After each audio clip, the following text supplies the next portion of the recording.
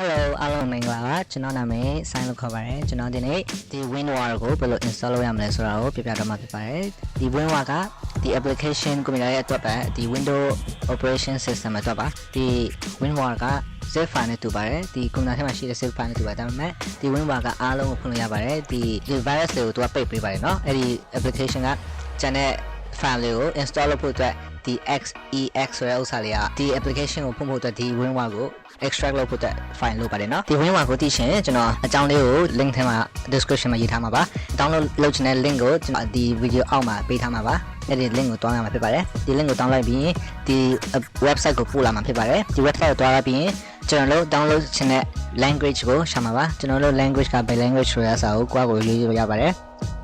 ညပြီးကျွန်တော်တို့ Chinese language လား Arabic လား Burmese လားเนาะကျွန်တော် Burmese ဆိုရင်ကျွန်တော်เนาะဒီ64နဲ့32ရှိပါတယ်ဒီ64နဲ့32ကိုဒီက system ဖြစ်ပါတယ် operation system နဲ့ဆိုင်ပါတယ်အဲ့တော့ဒီကျွန်တော်တို့ computer operation system ကဘယ်လောက်ရှိလဲဆိုတာကိုကျွန်တော်အခု this PC မှာတွားမယ် right click နှိပ်မှာပါဒါပြီးရင် property မှာတွားမှာပါ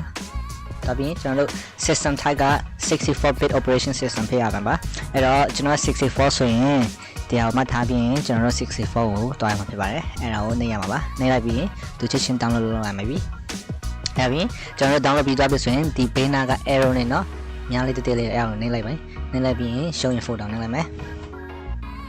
ကျွန်တော်တို့ဒီမှာတွားနေရပါတယ်เนาะမတွားချင်ရင်လည်းကျွန်တော်တို့ this PC မှာတွားပြီးရင် download folder မှာတွားမှာပါเนาะအဲ့မှာတူတူပါပဲအဲ့တော့ကျွန်တော်တို့ဒီဟာကို right click ပြီး run as administrator เนาะ okay yes အပြင်ဒီမှာเนาะမှာစာပြောနေเนาะအဲ့ဒါကို install လုပ်မယ် okay ကျွန်တော်တို့ install လုပ်ပြီးသွားပြီဆိုရင်ကျွန်တော်တို့ဒီဟာလေးကို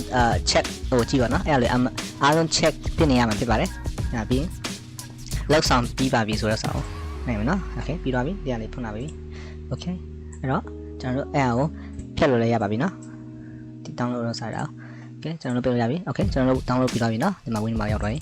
အဲ့တော့ကျွန်တော်တို့အခုဒီ file လေးကိုเนาะဒီ file လေးကျွန်တော်တို့ save ချင်တဲ့ file လေး save ရပါတယ်เนาะဒီ Winrar ဘယ်လိုသုံးမလဲဆိုတာကိုကျွန်တော်ပြပြမှာဖြစ်ပါတယ်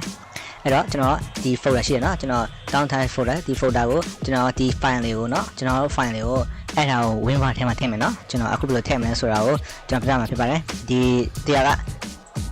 ကျွန်တော်ရဲ့ file လေးပေါ့ကျွန်တော်တကယ် virus ရှိနေရှိမယ်မရှိနေမရှိဘူးเนาะအဲ့ဒါလေးကိုကျွန်တော်က virus scan ကွန်ပျူတာနဲ့ scan ဆရာမလုပ်နိုင်အောင်เนาะအဲ့ဒါကိုကျွန်တော်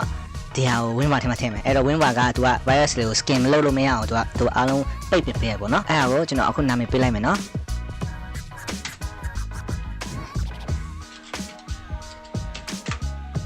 ကျွန်တော် app လုပ်ပေးလိုက်ပြီအဲ့ဒါကိုဒီ folder ကိုကျွန်တော် Winrar ထဲမှာထည့်မယ် zip file ထဲကို rar ဖြစ်တော့เนาะ add to rar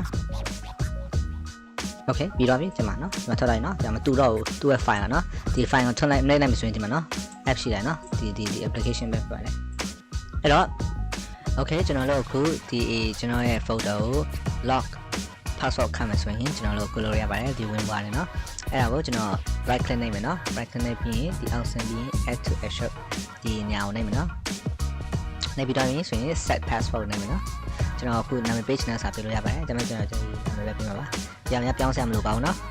ဒီက set password နှိပ်မယ်ကျွန်တော်တို့ password ကိုဘယ်လိုနှိပ်ချင်လဲဆိုတာကိုကျွန်တော်တို့ကြိုက် password ရပါတယ်เนาะတဲ့နဲ့တောင်းလေး check consent ကျွန်တော်0ကို8လုံးလုပ်မယ်เนาะနောက်ပြီးဒီအချက်ကိုနှိပ်လိုက်ပါ okay နောက်ပြီး okay အခုတိုင်းနေပြီဒီမှာရောက်လာပြီเนาะဒီမှာကျွန်တော်တို့ password နဲ့ခတ်လို့ရပြီเนาะအဲ့ဒါကိုနှိပ်လိုက်မယ်ကျွန်တော် password ရေးကြည့်မယ် okay ကျွန်တော်ရတော့เนาะကျွန်တော်ထည့်ထားတဲ့ PC မှာရပြီเนาะ okay ဒီဗီဒီယိုကညီကိုလို့ကိုအကူအညီပြုရင်ကျွန်တော် like and share and subscribe လုပ်ပေးတော့မှာเนาะကျေးဇူးတင်ပါတယ်